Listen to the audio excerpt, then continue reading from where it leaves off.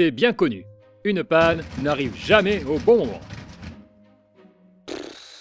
Et dans ces circonstances, il peut s'avérer difficile de savoir comment réagir. Tu vas démarrer? Si vous passez par un professionnel, la réparation d'un appareil électroménager qui n'est plus sous garantie peut vous coûter bien plus cher que d'en acheter un neuf, alors que parfois la panne est mineure.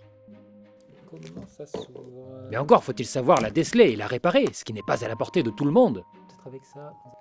Nous avons heureusement une bonne nouvelle. Bastien est le fondateur de l'association La Chouette Liberté, dont l'objectif est de remettre en marche un maximum d'appareils. Bonjour à toutes et à tous. Aujourd'hui, nous allons apprendre ensemble comment déceler une panne sur un appareil électroménager et ensuite tenter de la réparer.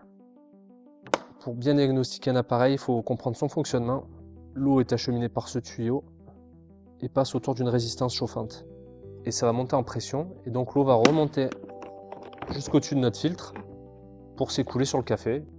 Les pannes là-dessus, c'est pas bien compliqué en fait. Ça va être ou la résistance chauffante qui ne fonctionne plus, ou les sécurités thermiques ici, qui sont ouvertes, donc qui ne laissent plus passer le courant, et la résistance n'est plus alimentée, donc elle ne chauffe plus.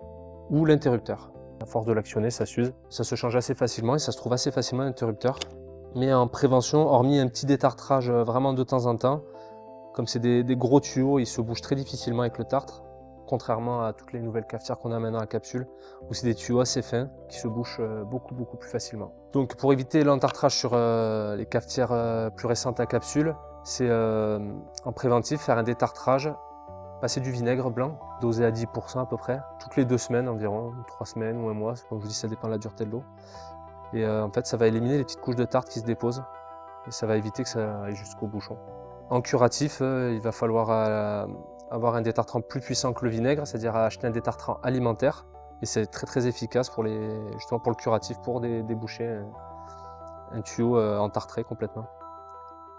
Tous les appareils qui vont aspirer ou souffler de l'air, aspirateurs, sèche-cheveux, les ventilateurs qui servent à refroidir les alimentations de nos ordinateurs, il faut les dépoussiérer régulièrement afin d'éviter que ça se colmate, que ça chauffe et que ça grille du coup. Donc en préventif, on peut souffler les filtres sur les aspirateurs, sur les sèche-cheveux qui sont équipés de filtres à l'arrière.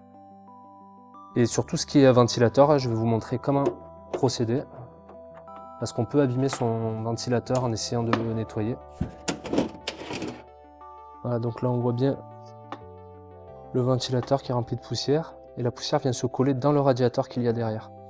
Donc là il faudrait, dans l'idéal, avoir une petite soufflette pour pouvoir souffler toute cette poussière. Ou à l'aspirateur.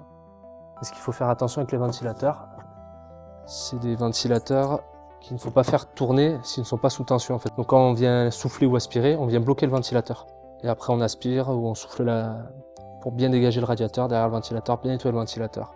Mais c'est très important ça en fait, il y a beaucoup de ventilateurs en fait, ils se désaxent. C'est monté sur des électroaimants en fait. C'est pour ça qu'on les fait tourner très vite et qu'ils sont très légers.